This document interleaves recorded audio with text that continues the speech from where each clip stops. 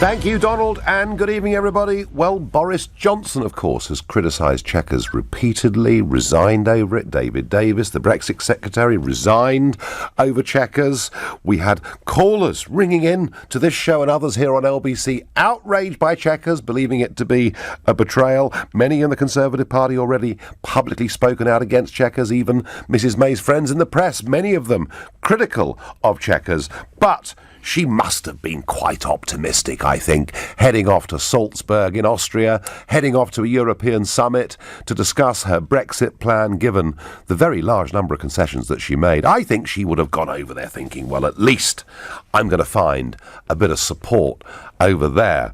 Oh dear, dear, dear, because here was Donald Tusk, the boss of the European Council. At our EU27 working lunch today, we had a good discussion on Brexit, which once again reconfirmed our full unity. We reconfirmed that there will be no withdrawal agreement without a solid, operational and legally binding Irish backstop. And we continue to fully support Michel Barnier in his efforts to find such a model. We agreed to have a joint political declaration that provides as much clarity as possible on the future relations. Everybody shared the view that while there are positive elements in the Chequers proposal, the suggested framework for economic cooperation will not work. Oh dear. Not least because it risks undermining the single market. It will not work, says Donald Tusk, in what he described as a good discussion. Well, I'm not sure who it was a good discussion for, but clearly not for Theresa May. And just to reinforce the point, Jean-Claude Juncker, the boss of the European Commission, was questioned how he thought the talks were going. How close are we to getting a deal? How close are we? To what? To getting a deal. On what? Brexit. This is how it. Far away, said Jean-Claude, with the bells ringing in the background. So, really, very little joy there. Chequers will not work, is what we're being told in the European Union. Well, perhaps even more surprising for the Prime Minister was an article that appeared in today's Daily Telegraph by Camilla Tominey of the Daily Telegraph, and she had done an interview with Sir Mike Penning, former Armed Forces Minister, and this is important, very much a Theresa May loyalist, in fact one of those who was part of her 2016 leadership campaign. So a supporter of the Prime Minister, a friend of the Prime Minister, and certainly in terms of Brexit, if you looked at the party and said, well, that's a hard Brexiteer, that's a Remainer, Mike Penning, pretty much a political moderate within the Conservative Party, and as I say, friend of the Prime Minister's. This was Sir Mike Penning being interviewed about that Telegraph piece. I'm not part of any group. This was a decision I came to over a period of months, that the British people voted for something, and she's put a proposal forward and basically saying to the likes of me, you've got to vote for this or else go sit on the naughty step. Well, I'm not going to sit on the naughty step. I'm 61 years of age. At the end of the day, I was elected to do a job which was standing up for my constituents and say what I thought. If anybody thinks this is going to undermine her, I think they're wrong. Actually, what it will say to the rest of Europe, she can't be dictatorial. She can't just force this through, like some of the leaders perhaps in Europe think that she can. And this will give her a backstop. But she does need to know that there are moderates, loyalists in the House of Commons of her party, she's my Prime Minister, that will not vote for Chequers. Well, in the interview, he actually went on to say that she was deluded if she thought she could persuade Tory Eurosceptics to vote in favour of it. And Sir Mike Penning there making the point. He's not a member of any group, not part of Jacob Rees-Mogg's 60-strong European research group or anything like that. And that would have been, I think, a very big shock to her. So, being rejected in Brussels, being rejected in Westminster, being rejected in the country, not looking that pretty really, is it? But here was Theresa May. So yes, concerns have been raised. I want to know what those concerns are. There's a lot of hard work to be done, but I believe that there is a willingness to do a deal. But let nobody be in any doubt that, as I've always said, we are preparing for no deal. So that if we get to the position where it is not possible to reach a deal, then the British people can be confident that we will have done what is necessary to ensure we make a success of leaving the European Union, regardless of the terms on which we do so. I would suggest that particular speech was not too long on sincerity or belief. Didn't sound like she really felt things were going that well. The way she phrased it, we have concerns. Concerns, Prime Minister. One of your best mates in the House of Commons has said you're deluded. He's going to vote for your Chequers plan. So she's in real trouble. Given the enemies of Chequers that are lining up on all sides of this argument, is it time for her to admit she's in the wrong place and chuck Chequers? And if you think, yep, it's time to throw in the towel, call me on 0345 6060 973. Or maybe you think, stay strong and stable and stick to the script and it'll all be okay. Well, text to 84850. Or maybe like me, you think this is a good opportunity actually for the Prime Minister to do something better. If that's how you feel, tweet using the hashtag Farage and LBC at LBC, and of course Facebookers, you can watch us live and comment there too, as you do in huge numbers every single evening. My view, folks, for what it's worth, is she was talked into this Chequers deal by her own civil servants who played a superior role to David Davis, which is why he simply had to walk away. Barnier played the Northern Irish card to an extent that she allowed herself to be boxed in. That is what Chequers actually was all about. It's a deal that will not free us from the European Court of Justice. It's a deal that will tie us into a European rulebook. It's a deal, it's the wrong deal. This is not, Chequers is Brexit in name only. It simply isn't good enough. And I think if the Prime Minister recognises that she's in a completely unwinnable position, she has a fantastic opportunity to not just chuck Chequers, but to go back to Brussels and say, right, I know we've spent 2 years talking about this. I know we haven't got long left, but here it is, folks. We have decided that actually, rather than opting back in to bits of the European Union, we're going to have a clean break. We are leaving everything. We're leaving the single market, we're leaving the union, we're leaving the regulatory agencies, but we will make this one big, generous offer to you that we can have a free trade deal with you and you can have a free trade deal with us, very much along the lines recently negotiated with Canada, but we can do better than that on services and other things, and that, we think, is even better for you than it is for us. It solves all the questions of the Irish border, which you keep repeatedly raising. And I tell you what, you've got until the end of November to take it or leave it. And you know something? I believe, and I've been saying this now for a week, there's a change of mood in Europe. There is big pressure coming from German industry and elsewhere. I think at the 11th hour, they would accept that deal. And that would be the best outcome possible, I think, for both sides. If not, she makes it clear we leave on World Trade Organization rules, which are far from a disaster, as that's how most business in the world is done, but it would lead to some short-term disruption. That is my view. Mrs May, chuck Chequers, take it as an opportunity. What do you think, folks? Should she now realise that defeat is inevitable and chuck Chequers? Jason, who's a regular caller from Sutton, is on the line. Hi, Nigel. You were doing so well then. I was almost agreeing with you up to a point. And then you kept talking, and then you proved that you have no idea what you're talking about. Again, Nigel. Right, okay, you keep doing it, Jason, my friend. tell me why tell me why Chequers is a really good deal. Chequers is dead. It was useless, it was pointless, and it was asking the European Union to do something that they cannot possibly do. Basically break up the four freedoms of the single market, which is a fundamental underlying principle of the European Union. It would be like, in terms of population size, it would be like someone like Kazakhstan coming to the United Kingdom saying, I demand a free trade deal with the United Kingdom, but I only want to deal with England and Wales, and I don't want to talk to Scotland, and I don't want to do anything with them. I want you to break up the United Kingdom in order to be able to work with us.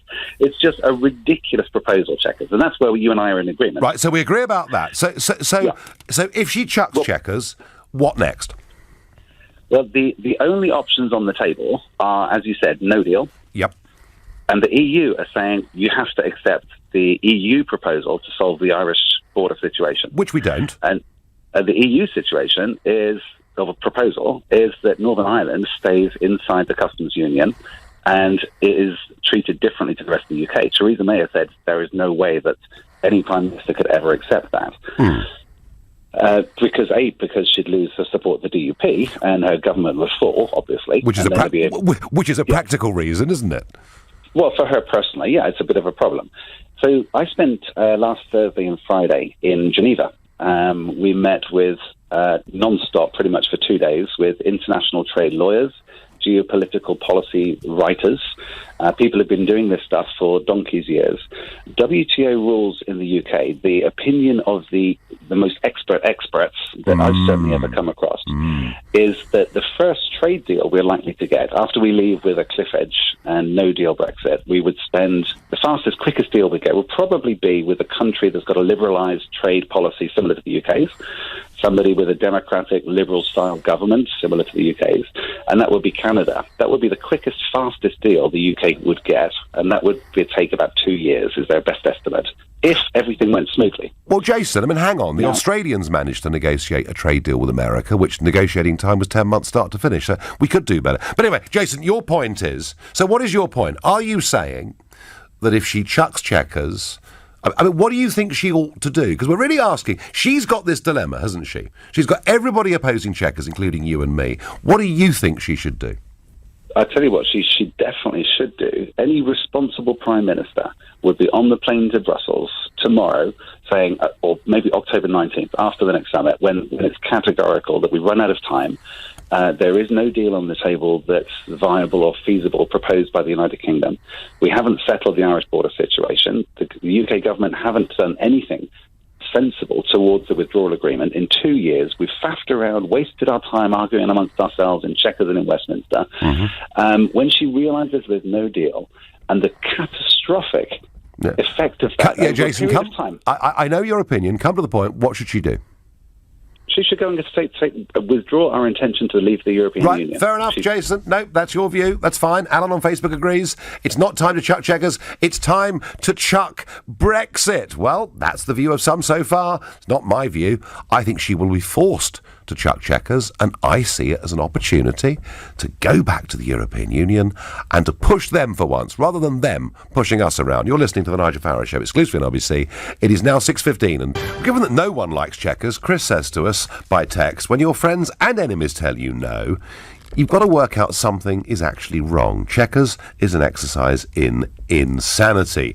Mrs May just hasn't got it in her to stand up to the EU. She should have been tougher with them from day one, because right now the EU are laughing at her and at all of us who voted for Brexit. She needs to up her game, says Vince in Exeter. Well, there's lots of advice coming in. Tina says May will never chuck Chequers. She wants to keep us close to the EU. Well, maybe, Tina, one of the reasons the EU want to chuck Chequers is they want her to concede even more. Quite possible. Let's go to Bristol, speak to Ben. Ben, good evening to you. How are you? Nigel, we're together again. It seems like a while, doesn't it? It does. So tell me, should she chuck Chequers or stick with the plan? Well, I'm recovering a little bit from that ramble the last caller. Don't people like to think they know everything about Europe and the future? But I mean, you know me, Nigel. Well, we like experts. We like experts, Ben, even if they're, experts. Yeah. Well, look, you know me, Nigel. We've clashed a few times. The one area you and I have clashed a little bit has been on Theresa May. Now, when she came into power, I thought, this is the right woman for the job. She's the woman of the hour. And I stand by that. I think she's, in many ways, been a really good Prime Minister. I think at heart, she's a decent woman. But, and here comes the but, and I'm talking to you kind of in real time, processing in real time, I felt, Nigel, when your Brexit secretary resigns the day you put out the Chequers plan, something's gone wrong in the machinery there, hasn't it?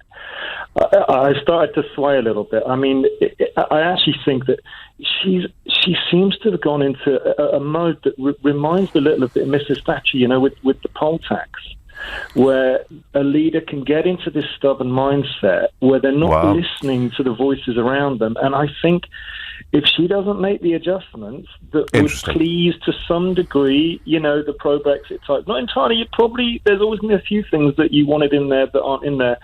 This is going to become her poll tax, I think. Do you know, Ben, it's very interesting you say that. It's very interesting you say that, because one of the real outbursts of anger has come from the Tory membership out there around the country, and Tory voters too, of course.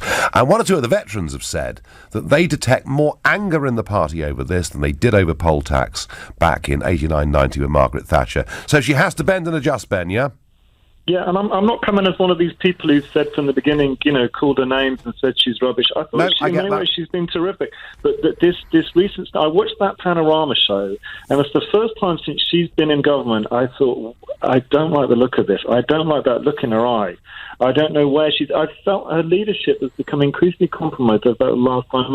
A leader can go if you try and please everybody on something like Brexit. It's not going to work, is it? You're going to compromise your authority. Yeah, no, I agree, Ben. Thank you. Interesting perspective there, Ben, who's been a consistent supporter of the Prime Minister. Come on, over the last couple of years, and we've disagreed on it, but even he thinks something needs to give. Helen is a brand new caller from Banbury. Good evening, Helen. Good evening, Nigel. How are you? I am well. Now, Theresa May, she's in a hell of a pickle on this, isn't she? Yes, she is indeed.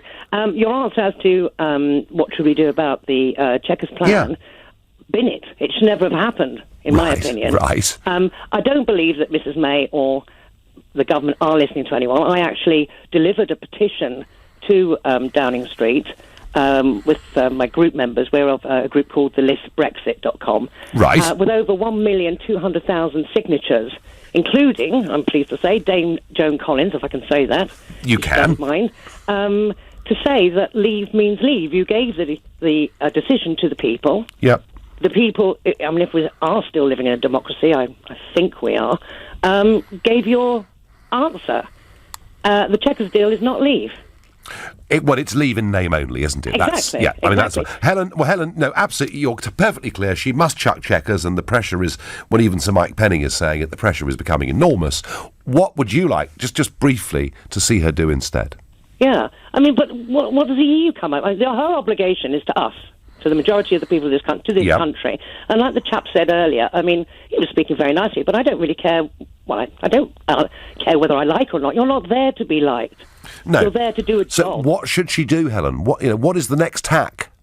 Get a backbone. Get a backbone. All right, there we are. There's advice from Banbury. Get a backbone. Stand up to these bullies in Brussels. Ian is a new caller from Newport in South Wales. Ian, hello. Hello, Nigel. Nice to speak to you. Welcome. So, Ian, is Chequers, should she chuck it? Is it dead?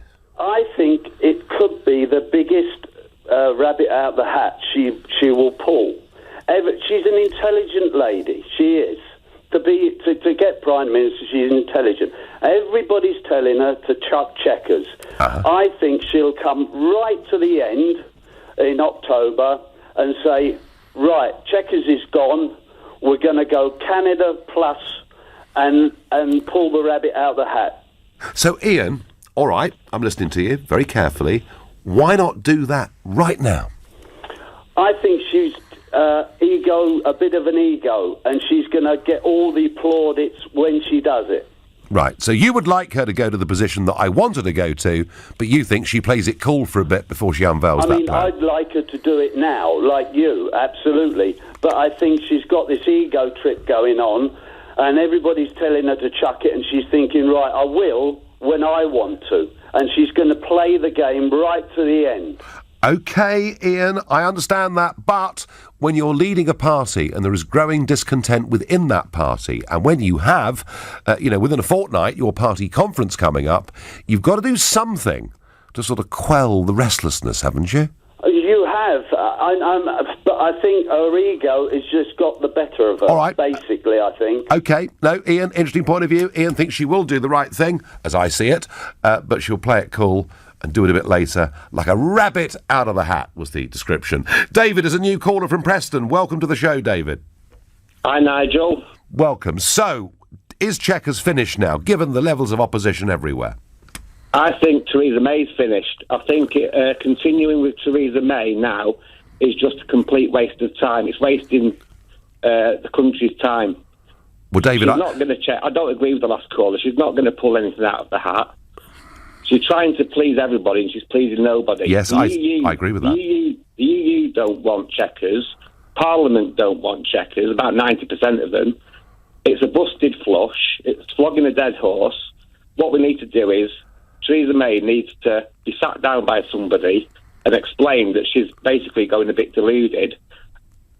As Sir Mike Penning said, yeah. Yeah, and we need to install, I think, in my opinion, David Davis, who's a Brexiteer. He's quite level-headed, and he's been in the room with Michel Barnier for the last couple of years, so he knows how the land lies. install David Davis as a temporary emergency Prime Minister Yep. to get Brexit through, and then we'll take it from there. David, After March. you would trust David Davis in this situation more than you trust Boris, would you? Absolutely right, yes. Yeah. Okay. No, that's a very interesting point of view. David, thank you very much indeed for your call. And David says she's a disaster. Trouble is, folks, I've been arguing that, as you know, consistently here for a very long time. And a lot of you contact me and say, oh, you're being so unfair. But I've never thought she was right to be Prime Minister, certainly not at this stage of our history. But they should have gone for it back in July. That is the moment she should have gone. They could have sorted out the leadership election contest during the month of August. It's very difficult to get rid of her now, given time is running out. Nothing's impossible, but it's not easy. Neil is calling from Stanmore. Hi, Neil. Hello, Nigel. I think it's quite interesting. I think there's a point within every negotiation where you put your pen on the table and you say, we've had enough, we're not doing any more. And she's actually got a pretty strong position because the party's against her, Parliament's going to be against her. Yeah. So go back to Brussels and say, sorry, guys, tough luck, we're not going to do this, we're out of here. But I've got a very interesting question on Ireland. Where do the ferries go from that take all the goods from Europe to Ireland? Well, that depends, doesn't it? I mean, Rotterdam, probably mostly. Is there anything that actually goes to Ireland from there?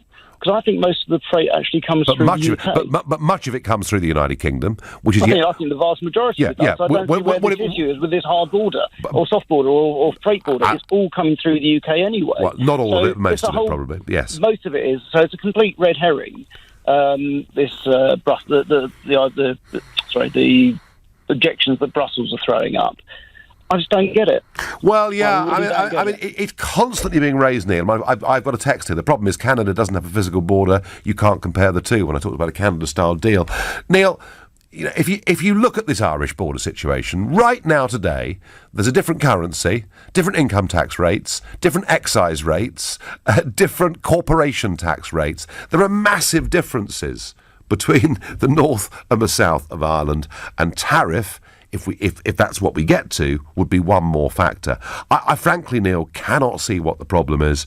I would have thought Ireland should be screaming for a free trade deal more than anybody. Not, as you say, just because of the goods that go back and forth between the UK and the Republic, but because of the stuff that is transhipped to and from Europe through the United Kingdom. Would make sense for everybody there to have a tariff-free deal, wouldn't it?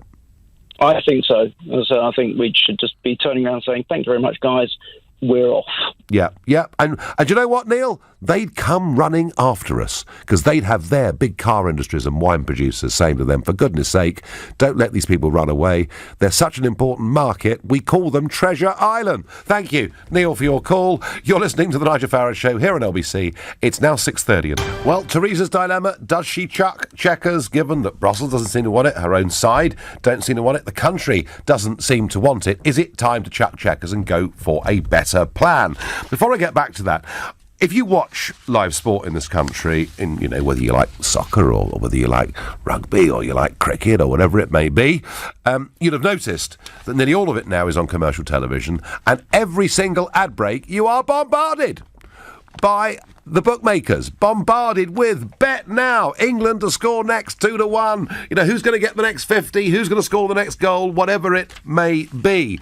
And yeah, it is ever so slightly annoying because there are a lot of those adverts. But interestingly, today, the Labour Party, and Tom Watson did this, have called for a ban on gambling advertising during live sporting events in a bid to tackle problem gambling. And Labour say that a report has found there are 430,000 identified gambling addicts in the UK, 25,000 of whom are under the age of 16. So that's what Labour want to do. They want to ban gambling advertising during live sporting fixtures. And yeah, there are people out there with a huge gambling problem, as there are people out there with all sorts of problems with drink or excess food or whatever it may be.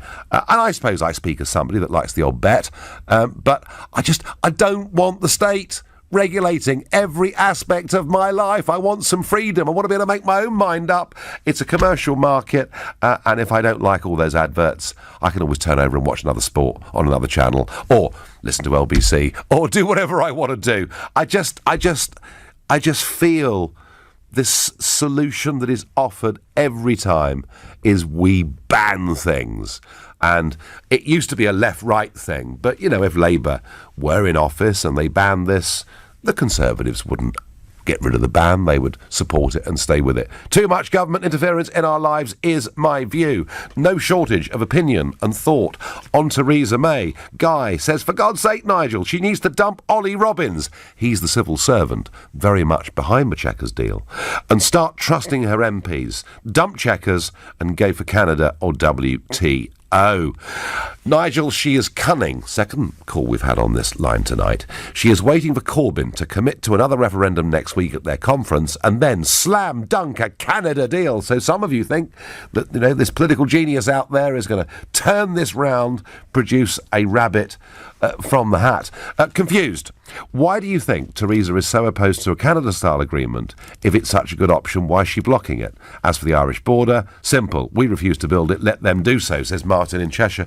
Martin, the biggest mystery to me of the whole Brexit thing is ever since I did a live radio debate with Neil Kinnock back in 2001, when he was a European Commissioner, and he said, look, if Nigel ever got his way, which he won't, but if Nigel ever got his way and Britain left the European Union, if they wanted to have a free trade agreement instead, that would be no problem. To Giscard d'Estaing, the former French president, you know, I've had this conversation with him. Well, if you wish to be demoted to a country of the status of just a free trade deal with the European Union, that can happen. He thinks us leaving political union would be a demotion, but the prospect of a free trade deal was always there. So for nearly 20 years, I've met people in Brussels who've said, look, if you want to leave all of our structures and just have free trade, you can do that. Why is it that this Prime Minister, in her negotiations, has never actually gone for a simple free trade deal? Why is it we're going for this bedeviling complexity where we effectively want to stay part of little pieces of the single market? Has Tusk got a point in a way? Do they think effectively that we are trying to cherry pick bits of membership of the European Union? Might it be better to be more open, to be more honest and saying, we're leaving everything, we'd like free trade, and we know your exporting companies would like it too. Let's go to Karen, who's calling from Bracknell. Karen, good evening. Oh, good evening, lovely Nigel. The woman needs to grow a backbone. She needs to start supporting our country, and she needs to give them an ultimatum, a deadline, and walk away. And would they come after her, Karen, in your view? I don't care if they do. You don't care? No. Because if they don't give us what we want, we won the vote. She's to get what we want, and if she doesn't, I will be marching on the streets at your side. Right. Yeah. I mean, you really feel that angry, Karen, about all of this? Very. And if I cannot vote UKIP, I will not vote ever again. If she goes back on what we were promised, and I heard her Mansion House speech, and if she goes back on it, then that's it. I will march on the street. And Karen, it's not just you. There are people, you know, and it's not just Conservatives. I think the same could happen with Labour. If Labour continue down their current route, you know, of heading towards whether, and we'll see what happens at their conference, they may well try and avoid it at their conference, but if, as Labour gradually heads towards this position of endorsing the single market, the customs union, of perhaps going for an extension of Article 50 or even a second referendum, you know, my biggest worry about this is what it actually does, Karen, to people's trust, faith and belief in the entire democratic system in this country. Absolutely. People they're shot to pieces with this. They really are. These politicians have got to start giving us what we want. They're just procrastinating, and it just is not good enough. No, Karen, I get it. Imploding. I get it, Karen. We voted for it in a referendum. We voted for it again in a general election. And if there's any marching to be done, it'll be done peacefully, and that I think is the really important thing. Karen, I thank you for your call and for your passion. Sam says, why oh why are we even negotiating with these numpties? We owe them absolutely nothing. Irina, no deal is the best deal. Let's be independent and be ruled by our own elected representatives. Catty says she should be stressed. She should do what we want. We pay her wages. Well, that's an interesting concept, isn't it? It's as if, yeah, we are the masters. Catty, you're right. It doesn't often feel like that. Let's go to Bury and speak to Peter. Good evening, Peter. Good evening, Nigel. I will put this as best as I can. Yep. Now, I'm losing my faith in religion at the moment because that's the way the world's going. But I have faith in the people, which is democracy. We voted for a Brexit. Now, the situation that I have is the best way I can put it to you. It's a disaster today. It just shows you that she's gone away with her tail between her legs. I want you to get together with David Davis, Boris Johnson, people in the Labour Party, and you know who they are. I want you to form a cross-party committee that will sort this out, and which it should have been, Nigel, right at the beginning when we left. Cameron got it totally wrong. He ditched the ship. I do agree with that, Peter. I do agree with that. I do think in the wake of Brexit, there should have been a cross-party attempt to deal with it, and it was never, ever done, was it? Now, my father is 92. Yep. He fought in the war. He's a tank driver. Yep. He said, when we left, we had to pull our sleeves up and get on with it ourselves. We gave the money we had, we gave it to Germany to rebuild. We've done it then, and we can do it now. And that's what he says. Well, we do not need an unelected commission run by conspiracy, whatever you want to call it, the Kabbalists. We do not need these people. They need us. Well, I think the economic reality of it, Peter, is that you're right. And I agree with that. We just need to believe in Britain a little bit more, which clearly your old dad does. And I thank you very much indeed for that call. To Exeter, in Devon, to speak to Roy. Good evening, Roy. Oh, good evening, Sir Nigel. Good to hear from you. So, what's to be done, Roy? Oh, all she's doing is kicking the can down the road for as long as she possibly can until you are spot on and Karen's spot on. And until, Labour make their position clear, and then she can do the complete opposite. For party advantage? For party advantage. She's not really looking at this from the country's perspective. This is all about the party and the party machine. And where do you think, Roy, in your assessment, where do you think Labour are going with this? I think Jeremy Corbyn will probably be forced into giving it a second referendum eventually. Despite being a Brexiteer himself? Despite being a Brexiteer himself, he will have to abandon his own passion, essentially. But again, tribal politics. We need to get rid of it, Nigel. It is, I have to say, Roy, tribal politics is loathsome. We saw it 25 years ago at the time of the Maastricht Treaty. It was that tribal politics. It was people, in the end, voting for something that they despised and they publicly condemned for the last couple of years that kind of got me involved with new politics in this country. I hate tribal politics, Roy. I'm with you completely. Thank you. You're listening to the Nigel Farage Show here on LBC. It is now 6:45. So the European Union don't like Chequers. Donald Tusk really not very complimentary at all, saying it will not work. One of her own big supporters, Sir Mike Penning, saying the Prime Minister is deluded if she thinks people like him are going to vote for Chequers in the House of Commons. Is it time she chucked it? Before that, extraordinary story. A 3-year police campaign based in Croydon after over 500 cats were found dead and in many cases mutilated. And I don't know how much money's been spent by the Metropolitan Police over the course of the last 3 years, but it would be difficult to think it wasn't perhaps approaching 7 figures or something of that order. I know that LBC have a request in to find out this information. We don't know the answer yet, but whatever, a lot of police time and money spent investigating, hunting down the Croydon cat killer. Well, some news today. It's been announced that actually the injuries to the cats are due to fox predation post-traffic accidents or other events. So cats have been hit by cars, they've been killed. Desperately sad for the owners, of course it is. And it's the foxes that have then been basically cutting them up. And who knows, the foxes may have killed some in the first place. Folks, I'm sure there are some listening to me now who, you feed foxes, you think foxes are fantastic. Foxes are pretty, but I don't know many animals out there that kill for pleasure. But that's what a fox will do in a hen house, and it's one of those species that we need to control. That's my view. I know some of you will hate me for saying it, but I believe it to be true. Back to Mrs May, back to Chequers. I think she should chuck Chequers, use it as an opportunity to go to the EU with a very, very clear plan and a deadline and say, take it or leave it, folks. Now, Roger on Facebook says something which I agree with, but from a different perspective. He says the UK needs to walk into oblivion. I'll be laughing with the rest of the world. Who is ever going to trust the UK negotiating trade deals now? Roger, your perspective on this is different to mine, but actually, what was really interesting was in the aftermath of Brexit, countries, a couple of dozen countries from all over the world, queuing up to negotiate trade deals with the United Kingdom, then to have it explained to them, well, look, I'm afraid we've got to trigger Article 50, and that took 9 months. Article 50 takes 2 years, so we can't do anything for 2 years and 9 months.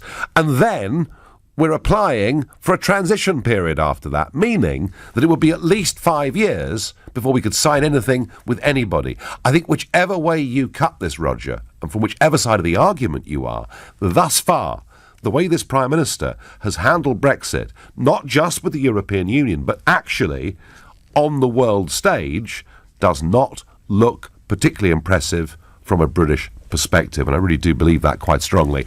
I'm going to Manchester to speak to Andrew, who's a new caller to this show. Andrew, good evening. Good evening, Nigel. How are you? I am well. So she's in a bit of a bind, is she not?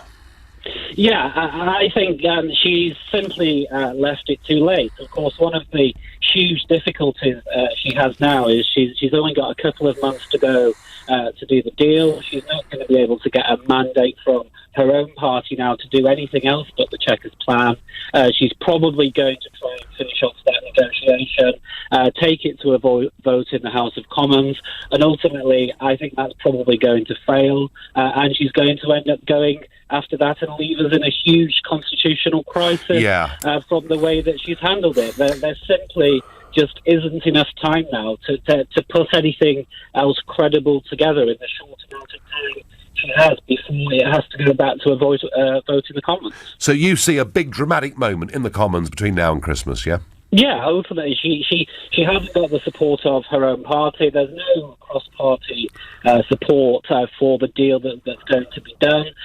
She got rid of her best negotiator in David Davis. She's a weak negotiator herself, and I heard Dominic Raab, the current Brexit secretary, on LBC yesterday evening, and I frankly don't think he has the skills or experience that David Davis has to put these deals through or get it now on reasonable terms from the EU, and it's all a bit too little too late. So Andrew, if you're, and you may well be right, I must admit I've been thinking this in my own head, that she does a deal of some kind in the end with the European Union. She comes back to the House of Commons. The Eurosceptics say, we hate this. She says, vote for this, because if you don't, you'll bring down the government, there'll be a general election, and Corbyn may well win. What would the Eurosceptics do then, in your opinion, Andrew?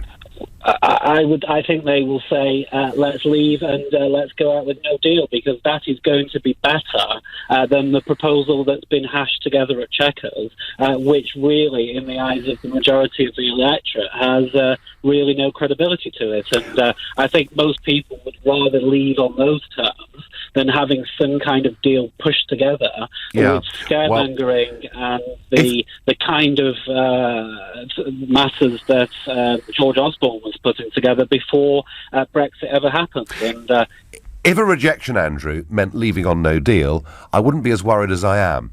My fear is that Parliament will do everything it can, literally everything it can, to stop us leaving on a no-deal basis. But let's see. Andrew, you're right, though, to point out there really could be a major constitutional crisis at some point between now and Christmas. I agree absolutely with that. Let's go to Ireland and speak to David, who lives in Cork. David, good evening. How are you?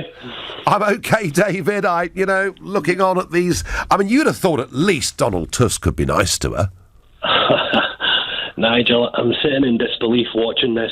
We're listening to non-entities like him deciding when and what will be done. I mean, non-entities, David. Yeah, I mean, you sound like that Farage bloke making rude speeches in the European Parliament about them. I mean, seriously, what do you think Mrs Thatcher would have done in the same position at this stage? Do you think she would be tolerating this behaviour? David, I'll tell you what. Mrs Thatcher would not have left Downing Street at 4:15 in the morning in December to fly to Brussels to meet a deadline set, imposed by an unelected bureaucrat, and then concede to a backstop position in Ireland. She'd never have done it, David. I agree completely. I really do. I just can't get my head round, okay, voted to leave, and yet she's now still saying the same message that I want to hear. Leave the European Union, leave the single market customs union, Court of Justice. But then let's read anything you've written or any of the other Brexiteers, everyone's saying that isn't what's happening. She keeps saying it, doesn't she? She keeps saying we're taking back control of our money, our laws, our borders, we're leaving the common fishermen. It all sounds wonderful. What she says sounds great. She does the opposite, David, time and time again. It's driving us mad. Thank you. I've got time for one last caller on this subject tonight. He's a new caller to the show. We're back to Exeter again to speak to Paul. Paul, hi. Hello, Nigel. How are you? I am all right. I'm just curious as to what this Prime Minister is going to do. Okay. I sent the following email to you, John Redwood, Jacob Rees-Mogg, Boris Johnson and Andrew Bridgen. Right. I've come to the conclusion the only way for Brexit to be a success is to force Prime Minister Theresa May to resign. She should be made to see that if she continues as PM, Brexit will be at best be a shambles, and at worst Article 50 will be extended indefinitely. She should also be made aware that if she continues as Prime Minister until March 2019, then she will stop the Tory party being in power for at least 10 years, as well as not winning back the country's independence. If she is forced to resign, she can do so with honour, stating on TV that as a Remain PM, I have taken Brexit as far as I can go. It is now only fair, with 6 months to go, that I hand over my premiership as PM to only a Leaver who is fully behind the decision to leave. Well, Paul, she leaves with honour and saves the leadership election. Paul, I would have had no problem with this had it happened back in July. Had she gone as leader back in July, had Boris had the courage in his resignation speech, there'd have been time to have a leadership contest, to sort it out before these negotiations are concluded. Paul, and we're running out of time, but haven't the party now run out of time to get rid of her? Pardon? Is there enough time left to go through a leadership contest and do these negotiations? And make to see sense on TV instead of in front of the nation, then you don't need a leadership contest because you're switching it straight to the leader. All right, okay, Paul. I've got the passion. I've got the view. Thank you, everybody. I'll be back here on Sunday morning at 10 o'clock. At 10 tonight, it's Tom Swarbrick. But up next, it's Ian Dale. Thank you very much, Nigel. Well.